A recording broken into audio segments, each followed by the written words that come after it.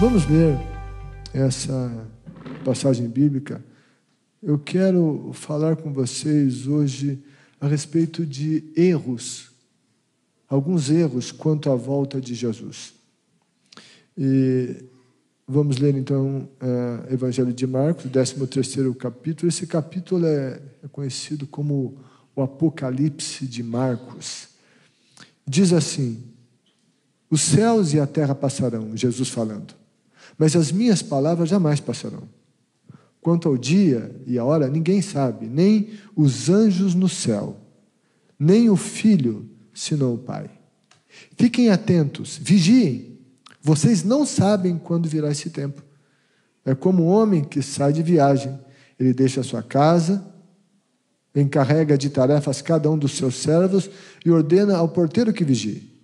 Portanto, vigiem, porque vocês não sabem quando o dono da casa voltará, se à tarde, à meia-noite, ao cantar do galo ou ao amanhecer. Se ele vier de repente, que não os encontre dormindo. O que lhes digo a todos: vigiem. Pai querido, obrigado por tua palavra. Eu peço que o Senhor ministre ao nosso coração por meio dela. Em nome de Jesus. Amém. Amém. Vamos sentar na presença de Deus.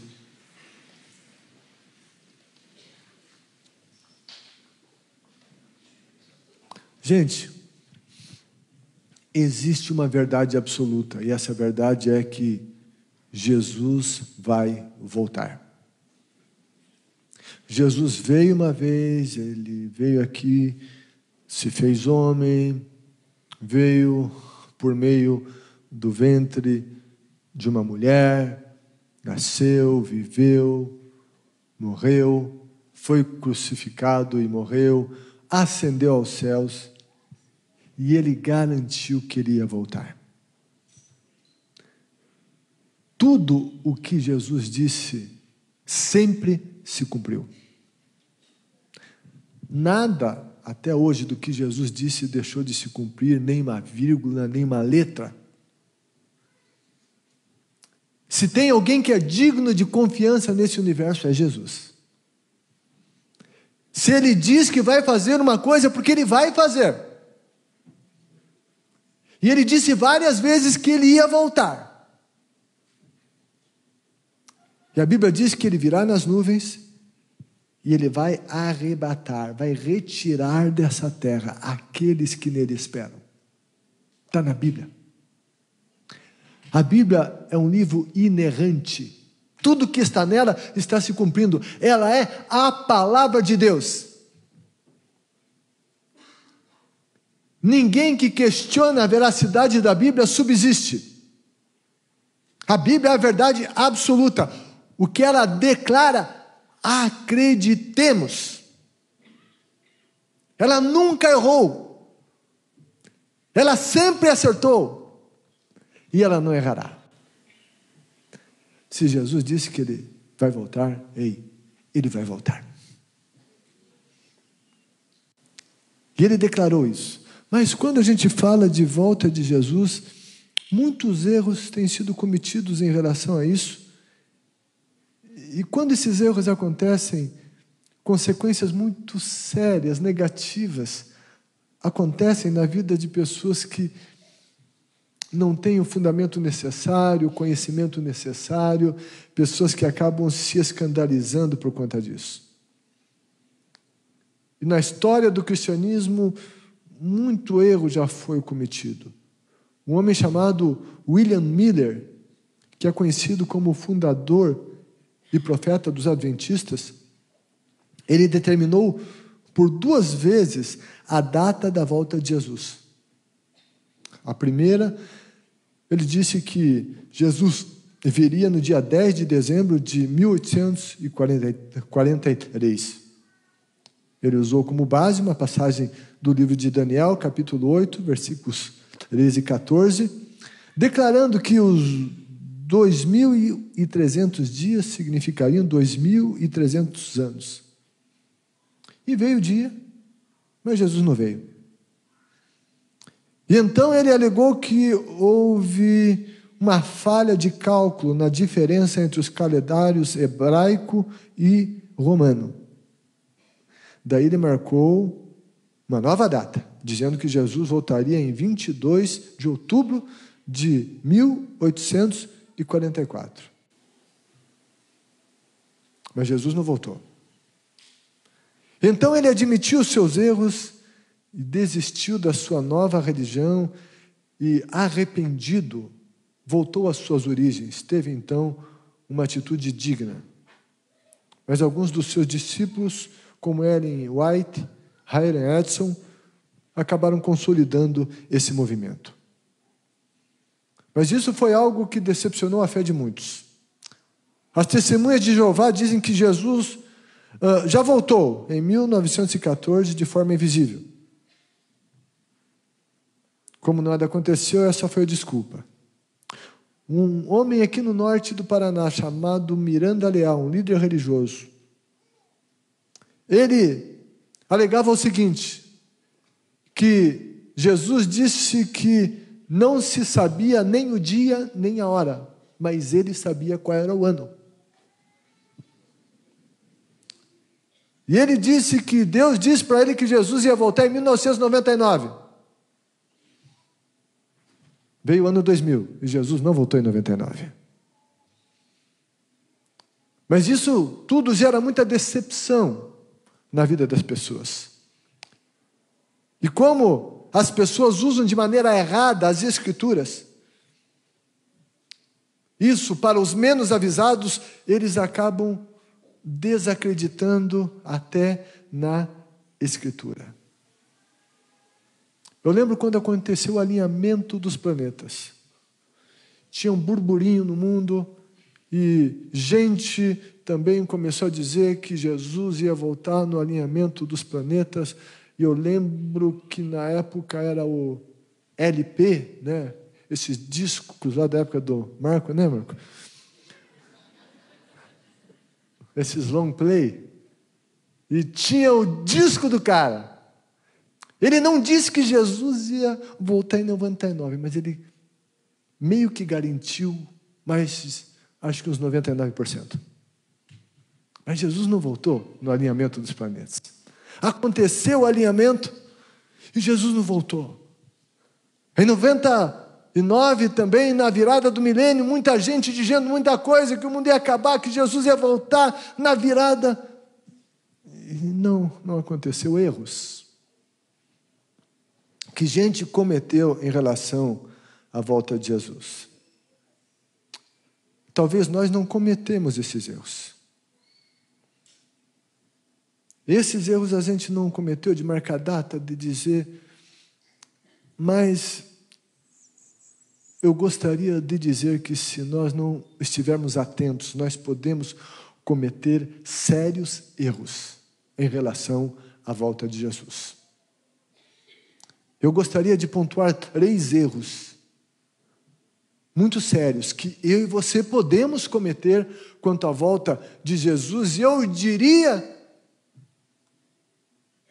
que, em algum nível, de repente, nós estamos cometendo esses erros. O primeiro erro que nós podemos cometer em relação à volta de Jesus, que por acreditarmos que Jesus vem logo, nós entregamos, eu vou usar aqui uma expressão, né? Nós entregamos o ouro para o bandido. Está ali o bandido, a gente dá o ouro para ele. O que eu quero dizer com isso? Muitos na igreja, quando eles olham para a Escritura Sagrada, ouvem sobre a volta de Jesus, eles leem algumas passagens na Bíblia e eles interpretam de maneira errada e tomam uma atitude, e eles têm um comportamento dentro do que a Bíblia está dizendo, que Jesus nunca quis que eles tivessem. Que a Bíblia não disse isso para que as pessoas tivessem aquele tipo de comportamento. Você quer ver um exemplo? Jesus disse, Mateus 24:12, que por se multiplicar a iniquidade, o amor de muitos esfriaria. iniquidade, contrário de equidade, de retidão. Por se multiplicar a iniquidade, o amor de muitos esfriaria. Mas o que muita gente, quando lê esse versículo, olha e acha, pois é assim mesmo. Jesus disse que o amor é esfriar. Pois é, está acontecendo. Na minha casa, na minha família, na minha vida. É fazer o que Jesus disse. Já que isso ia acontecer nos últimos dias, eu não tenho nada a fazer. Então, fazer o quê? Olho para essas declarações dentro de uma visão fatalista. Mas Jesus nunca disse isso com o objetivo de fazer com que nós nos conformássemos com o esfriamento do amor. E outra coisa, ele não disse que o amor de todos se esfriaria, ele disse que o amor de muitos. E nem tampouco ele disse que deveríamos nos conformar aceitando isso numa boa. Não. Ele disse o amor de muitos. E nas entrelinhas ele está comunicando, cuidado, não sejam desses muitos. Você não tem que ser assim. Essa vai ser a tendência dos últimos dias. Mas por que a Bíblia nos avisa a respeito de algumas questões dos últimos dias, questões difíceis, negativas, ruins? Não é para nós nos amoldarmos a elas e nos conformarmos com elas, não. Avisa, porque a Bíblia está dizendo assim, vai acontecer isso. Então se prepare melhor para enfrentar isso. É preciso um preparo melhor. É por isso que a Bíblia nos avisa, não é para nós nos adaptarmos a isso, não. É para que tenhamos um preparo melhor e para que estejamos atentos, porque isso é sinal de que Jesus está voltando. Mas a Bíblia não diz isso para que nós nos conformemos a estas coisas de maneira nenhuma. A Bíblia diz, 2 Timóteo, 3º capítulo, versículo 1, que nos últimos dias sobreviriam dias difíceis, dias trabalhosos, dias difíceis. E daí tem gente que diz, pois é, a vida é difícil mesmo, não adianta lutar. Jesus disse que ia ser difícil, né? Pois é, vamos ver o que acontece, vamos sobreviver aí. Estou com esse problema, essa dificuldade. Pois é, mas é assim mesmo, Jesus disse que ia ser assim, nos últimos dias. Vamos deixar acontecer. Vamos deixar do jeito que está para ver como é que fica. Será que foi isso? Será que foi essa a intenção do Espírito Santo quando usou o apóstolo Paulo para nos dizer isso? Gente, isso não foi dito para que nós desanimássemos. Não foi dito que os dias seriam impossíveis. Foi dito que seriam difíceis, mas não impossíveis. E a Bíblia nos mostra que para o nosso Deus nada é impossível. O nosso Deus é o Deus dos impossíveis. Dias difíceis, mas para o filho, para a filha de Deus, não impossível. Dias difíceis nas questões sociais, econômicas, políticas, da própria natureza, não sei. Mas Jesus, antes de ascender aos céus, ele disse, eu vou estar com vocês todos os dias até o fim. O Deus do impossível está conosco. Mas o aviso é dado a nós. Os dias seriam difíceis. Por que esse aviso foi dado? Sim, para sinalizar que Jesus está voltando e para que nós nos preparássemos melhor. Nos fortalecêssemos mais no Senhor. Foi para isso que a Bíblia nos diz. Todas estas coisas nos são ditas por isso. para que estejamos preparados, para que possamos reagir melhor a elas, responder de maneira mais adequada a elas, mas não para que nós nos conformássemos a elas. Romanos capítulo 12, versículos 1 e 2, está lá a palavra de Deus nos dizendo, quando Paulo diz: rogo-vos, pois, irmãos, pelas compaixões de Deus, que vocês apresentem o corpo de vocês como um sacrifício vivo, santo e agradável a Deus. Esse é o culto racional de vocês. E no versículo 2, ele continua dizendo e fala: e não se amoldem ao padrão deste mundo. Não se amoldem. Outra versão diz: não vos conformeis, não tomem o molde desse mundo, não tomem a forma desse mundo. Mas transformai-vos, transformem-se pela renovação da sua mente, para que sejam capazes de experimentar, comprovar a boa, agradável e perfeita vontade de Deus. O que a Bíblia diz? Ela está dizendo que essas coisas acontecem no mundo, mas está dizendo que não é para a gente se amoldar, se aquietar, ser complacente com esses acontecimentos, não.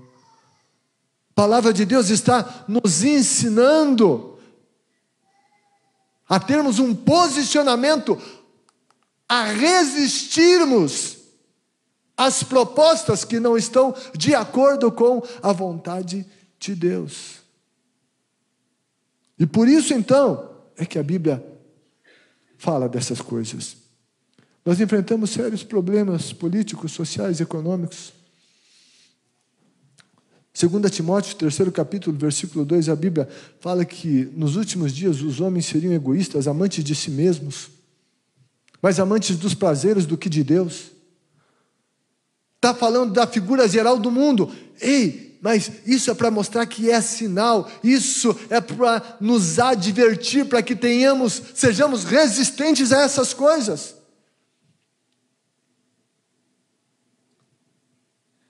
A Bíblia nos ensina a lutar, a não nos conformar. Vivemos em um tempo difícil em nosso país e no mundo. Dia de eleição, tem toda uma tensão no país.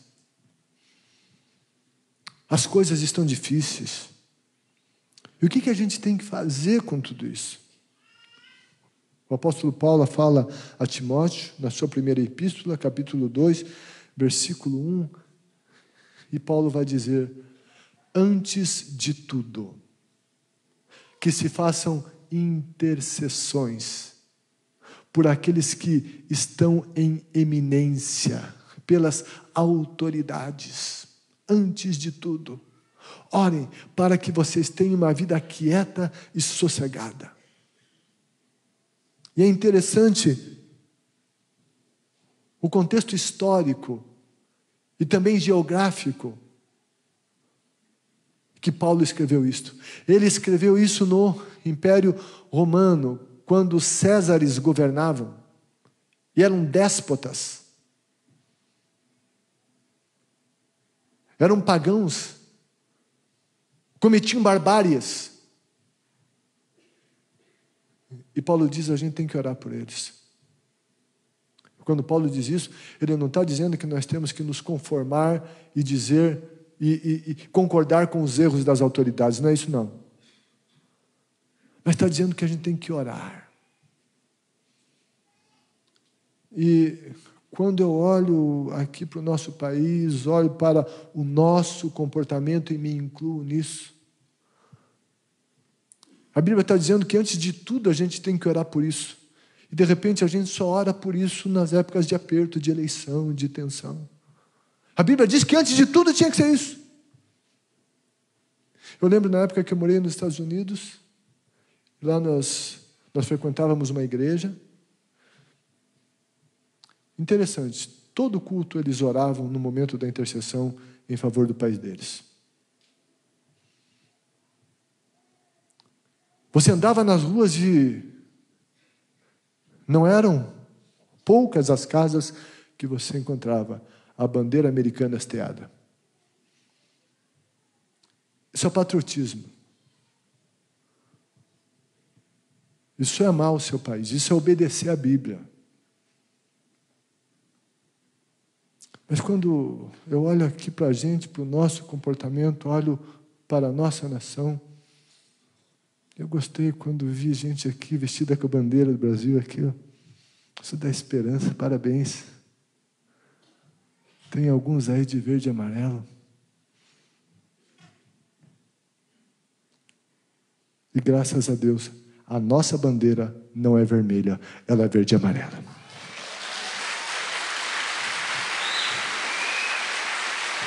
Essa é a nossa bandeira.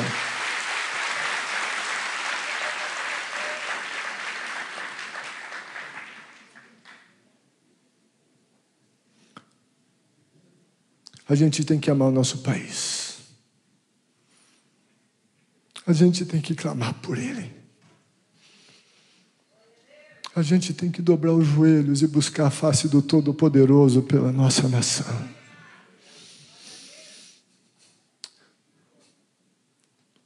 Vocês ouviram na semana passada, se o meu povo que se chama pelo meu nome se humilhar e orar e buscar a minha face e se arrepender dos seus maus caminhos, eu ouvirei dos céus, eu sararei a sua terra.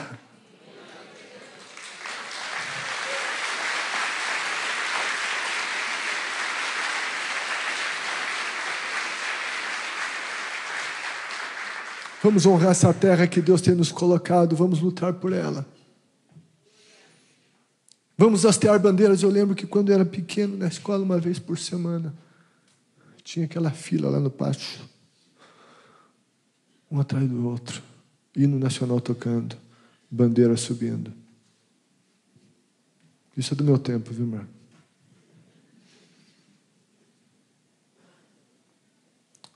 Despertar o patriotismo. Amor, intercessão e oração.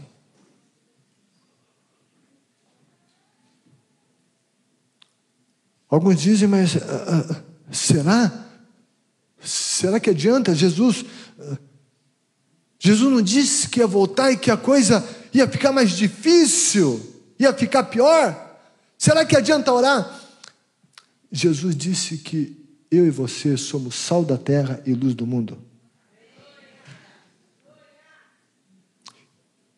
E Jesus disse que se o sal não salga, ele tem que ser jogado fora. Ele disse que luz escondida não adianta para nada.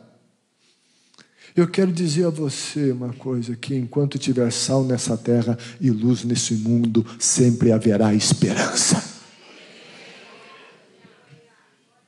Sempre haverá esperança.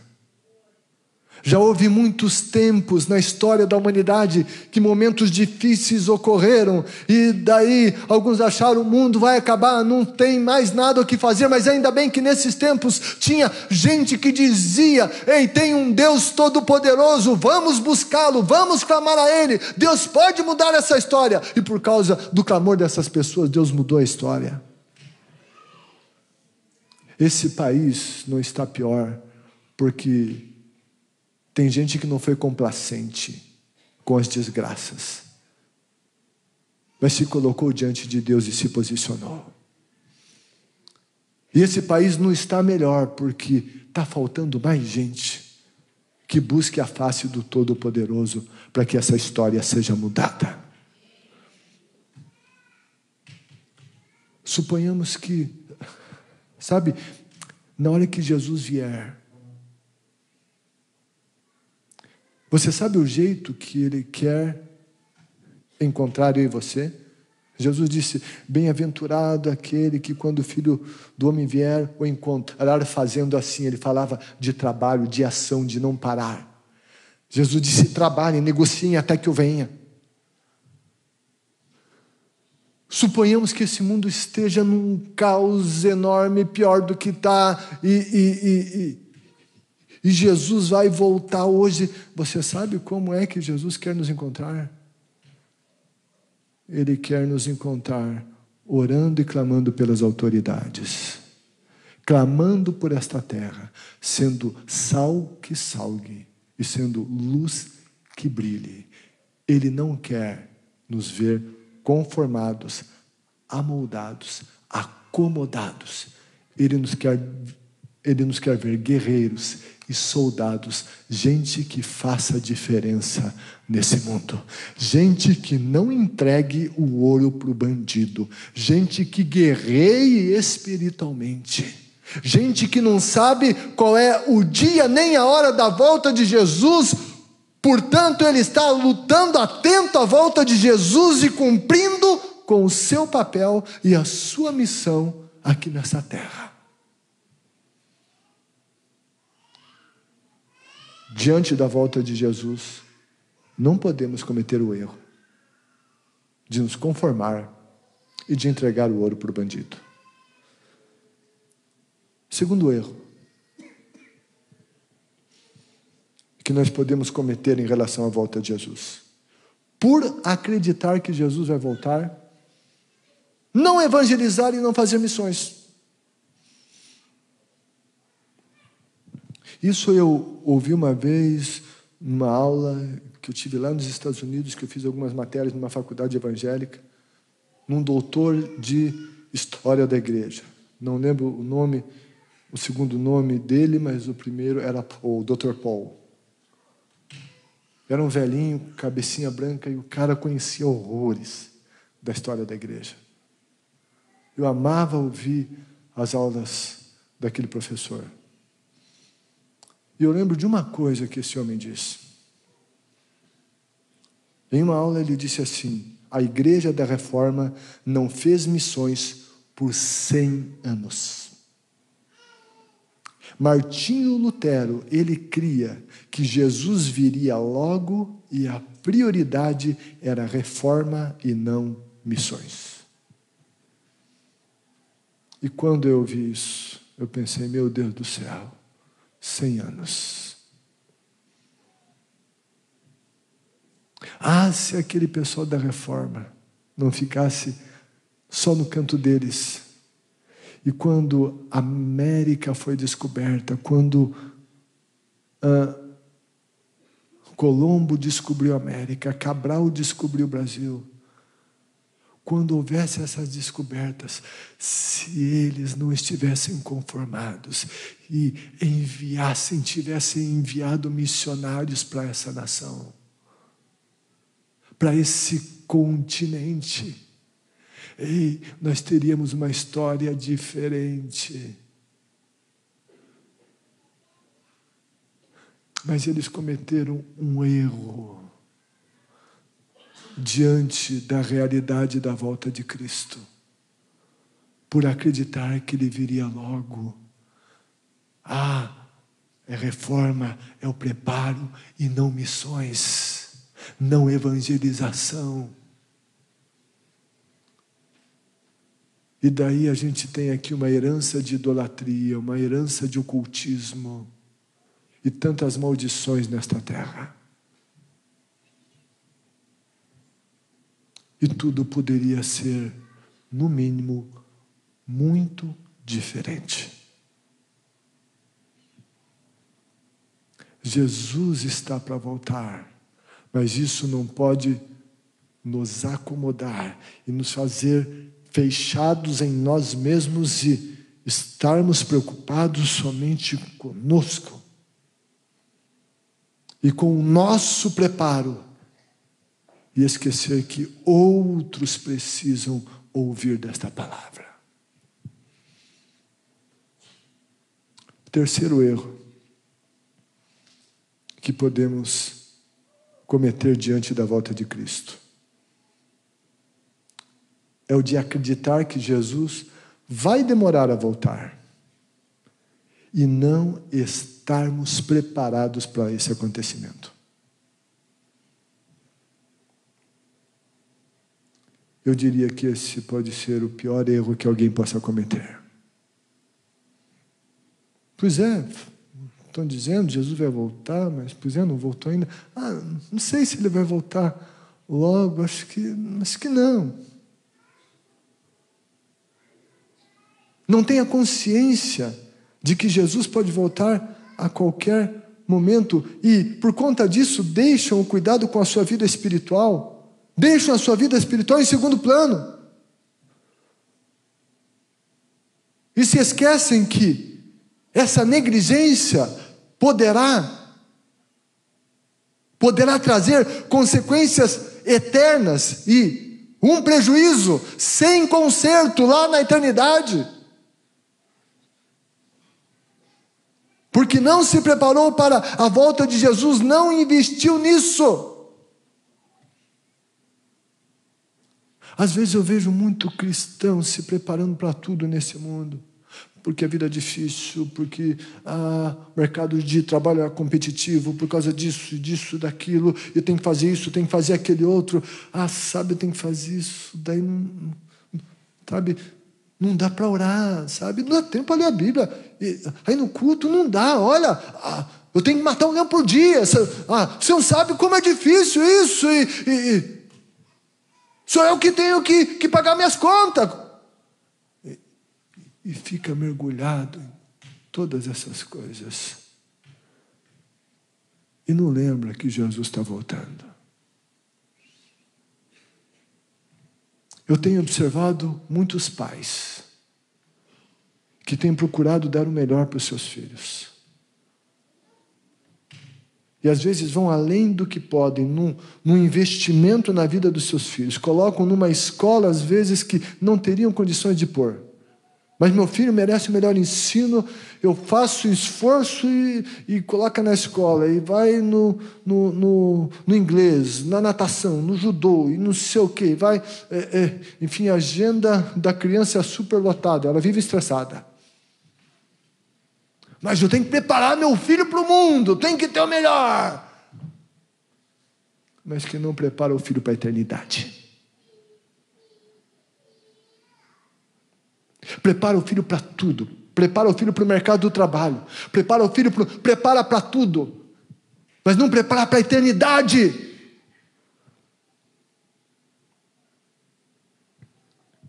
Se é para trazer na igreja, não, dá muito trabalho, vamos deixar em casa, vamos deixar com o vizinho. Não, porque não gosta muito, e isso, aquilo. Acordar cedo, domingo é um dia diferente, vão levar a passear, tal. Depois, quando for mais velho, vai. E muitas vezes, quando for mais velho, já está engodado, envolvido por esse mundo. E depois é preciso chorar muito e clamar muito para que essa realidade mude. Investe em tudo.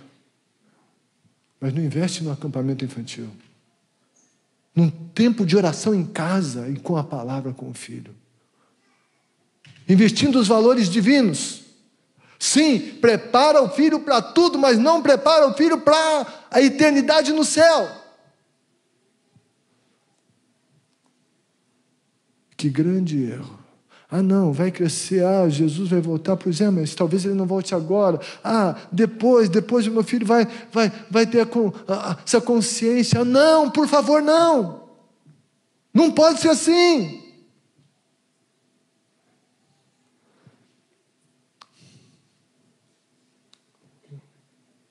Lucas capítulo 12, versículos 16 a 21. Diz então, lhes contou esta parábola. A terra de certo homem rico produziu muito. Ele pensou consigo mesmo, o que vou fazer? Não tenho onde armazenar a minha colheita. Então disse, já sei o que vou fazer. Vou derrubar os meus celeiros, construir outros maiores, e ali guardarei toda a minha safra e todos os meus bens. E direi a mim mesmo, você tem grande quantidade de bens armazenados para muitos anos. Descanse, coma, beba, alegre-se. Contudo, Deus lhe disse, insensato, Outra versão diz louco. Louco. Esta mesma noite a sua vida lhe será exigida. Então, quem ficará com o que você preparou? Assim acontece com quem guarda para si riquezas, mas não é rico para com Deus.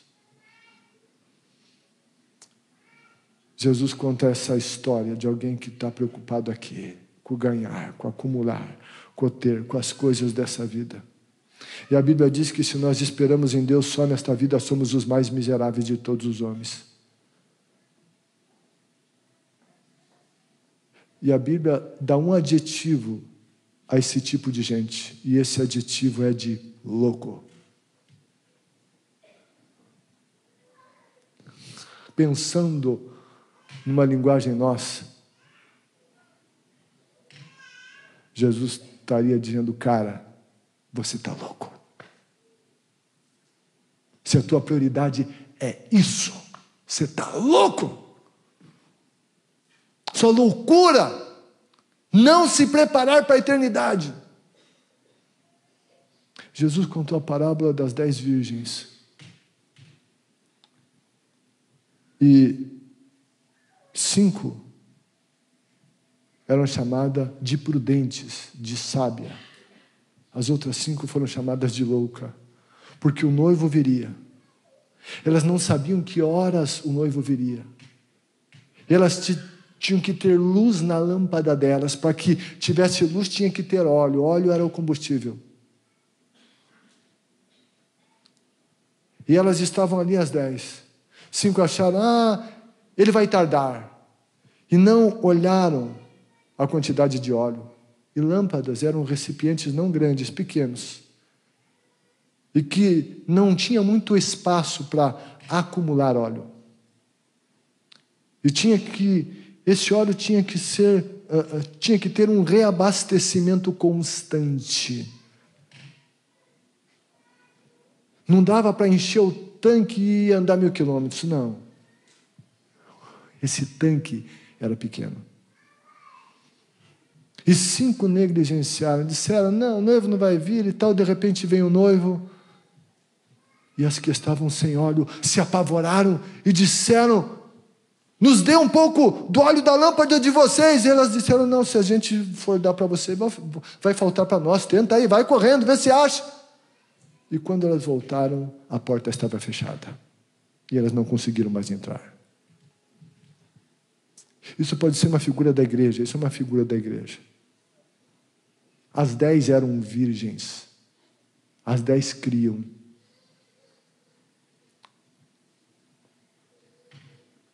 Mas 5 eram de fato prudentes. 5 entendiam que o seu reabastecimento tinha que ser constante. 5 acharam que o noivo ia demorar. Sabe qual foi o adjetivo dado àquelas outras 5? Loucas, insensatas. O terceiro erro que nós podemos cometer diante da volta de Jesus é não estarmos preparados para ela. A Bíblia diz: prepara-te para te encontrares com o Senhor teu Deus.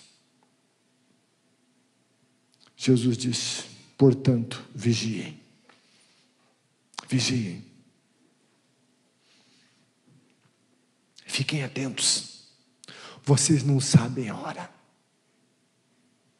Vigiem. É o que disse Jesus. Diante disso, não cometamos esses erros quanto à volta de Jesus. Não vamos entregar o ouro para o bandido. Vamos cumprir o nosso papel aqui na terra de sal e luz. Vamos nos posicionar, vamos guerrear, vamos orar, vamos interceder. Vamos cumprir como cidadãos dos céus uma cidadania honrada aqui nessa terra. não negligenciemos missões e evangelização, mas investamos nisto como nunca. E não estejamos desatentos e despreparados para a volta de Jesus, mas que estejamos, sim, buscando estar sempre prontos para qualquer que seja o momento que ela aconteça. Que quando o noivo vier, tenha óleo na minha e na tua lâmpada e possamos subir com ele e estar com ele por toda a eternidade.